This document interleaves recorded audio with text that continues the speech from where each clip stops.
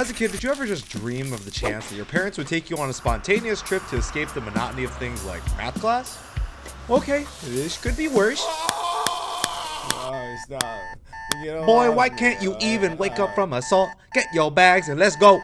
So began the spontaneous trip my parents had planned to Vietnam to visit my family, and how could we not forget right off the rip the 24-hour flight from New York to Vietnam. To a 12-year-old kid, this was a test of endurance. Are we there yet? Willpower? Are we there yet now? And attrition.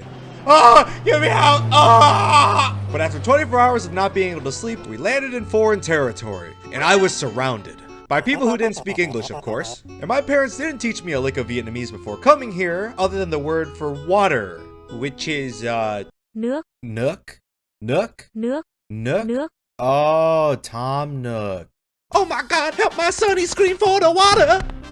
So as you could have guessed, the language barrier caused a whole lot of problems for me and my enjoyment there. Like, my family loved to see how excited I was just to explore the wildlife in the area, such as the salamanders that would crawl on the walls. I would constantly be pointing at the wall talking gibberish English to them, and for the first time, I really felt like I was connecting with them.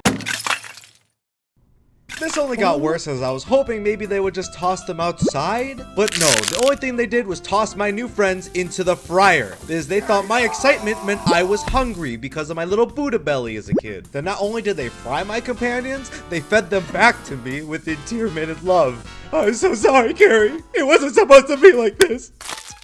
What? Oh my God, these are lit. Yeah, Gary ended up tasting like chicken wings. But to cope with the thought of eating my failed comrade, I waddled over to the coffee shop portion of the house that I stayed in, and for some reason, they gave a 12-year-old iced coffee, which is like drugs to a kid. So I decided to sip this unknown energy bean juice outside while thinking of all the sins I had committed, and it burned. Like, quite literally. As there was a motorcycle searing the right side of my calf. There was a man who was flirting with a girl who also leaned back and decided to let his bike incinerate my leg. So I was rushed by motorcycle to a family member who owned a pharmacy, luckily, to treat the burned area. Well, hot doggy. I didn't know at this time my leg could probably hold a school of fish because it was so blistered and big and disgusting. On top of all this, it left a gnarly scar for a majority of my life, which helped me remember all these war stories. But at this point, I was so scared of going outside, I turtled into a singular room with a computer strong enough to support my coping mechanism.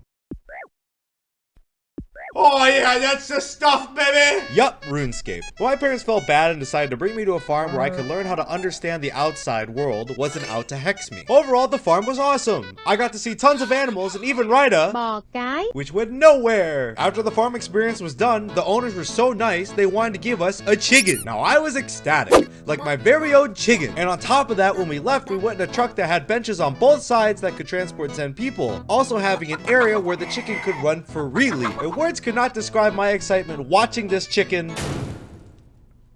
It ran so hard into the wall and killed itself. Also, this is where I learned the chicken would be tonight's dinner now. Chicken!